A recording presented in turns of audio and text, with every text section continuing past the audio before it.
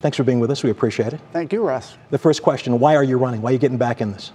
Well, look, I left Washington in 2017 because I knew Washington was broken. I announced and I said, well, the only way to fix Washington, which is still broken 4 years later, but the only way to fix it is really have strong states.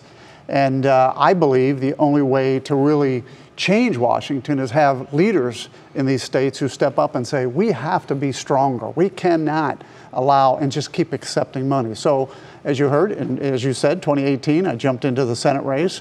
A daunting task against an incumbent for 45 years who outspent me 8-1. But again, even after that loss, my goal never changed. I still believe we need to fix Ohio. I still believe Ohio is broken. Let me ask you this. Overall, Governor DeWine is getting high marks for his handling of the pandemic. His biggest critics seem to be Republicans. How divided is the Republican Party in Ohio right now?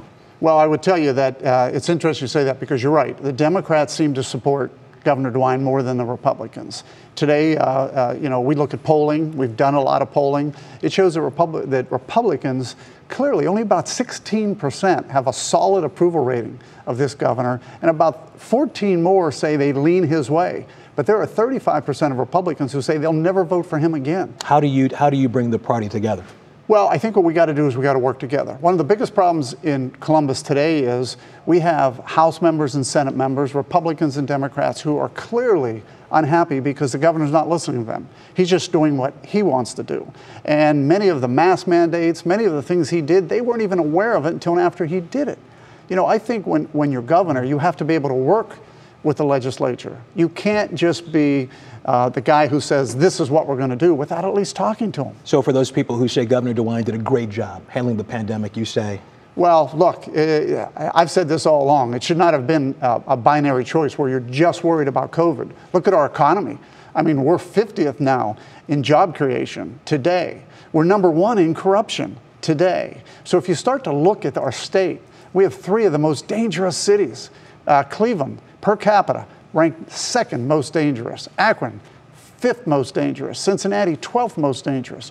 Start looking at the jobs numbers. So the people that say he did a great job, I'm talking to people who are saying he didn't do a great job. I'm talking to people in Wayne County, Worcester, Ohio, who cried on the phone because she lost her job, her husband lost her job, they lost their house, they lost their car. These are real people that aren't saying he did a good job. Well, let me get an idea of where you are politically right now. Let's talk about your successor in the 16th Congressional District, Anthony Gonzalez, who you supported, Republican. He voted to impeach the president back in January. Your thoughts on that? I think it was a mistake. That vote was a mistake. And I'll tell you why it was a mistake. Even if he believed that, the process wasn't proper. Look, I served in Washington. I saw Republicans try and impeach people that I voted against because it wasn't right.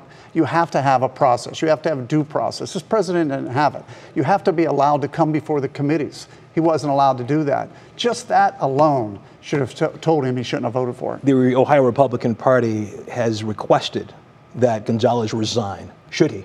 No, I think in the end, the people of the 16th district or the 15th district or whatever district it is, because we're going to lose a congressman, so we won't have a 16th district anymore. Whoever it is, they'll make that decision. Resigning in the middle of a term costs the state money. We don't have that money. We're already, $8 billion in a hole that we're covering with COVID money. But in the end, the people will make that decision. You supported President Trump, of course, in the last election.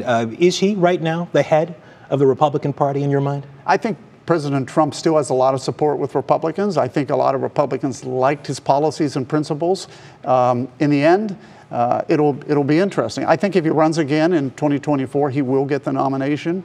We'll see if he runs again, though. He is telling people reportedly that he will be reinstated to the presidency in August, something that's never happened before.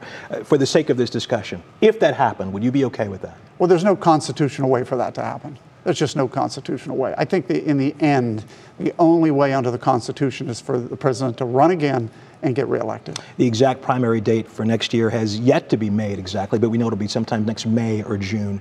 What can voters expect to see and hear from you from now until then? They're going to hear the differences. Look, Governor DeWine's a nice guy, but 2.5 years ago, I said he would never make a good governor, because what we've done over the last 2.5 years is we've fallen behind even further. Economically, we can't compete. If you look at the numbers, we're in the 40th to 50th range, whether it's taxation, whether it's, living, all these things, we're losing ground. And I think that's the choice that people have to make. Do we want a state that can't compete? Do we want a state that's always, I came here 38 years ago, Russ. Ohio was the place to come. I built a business with nothing. Started with a couple $100, created jobs. You can't do that anymore. We're the 7th most left state in the country. People are leaving. And we can see that because we've got population declines compared to other states.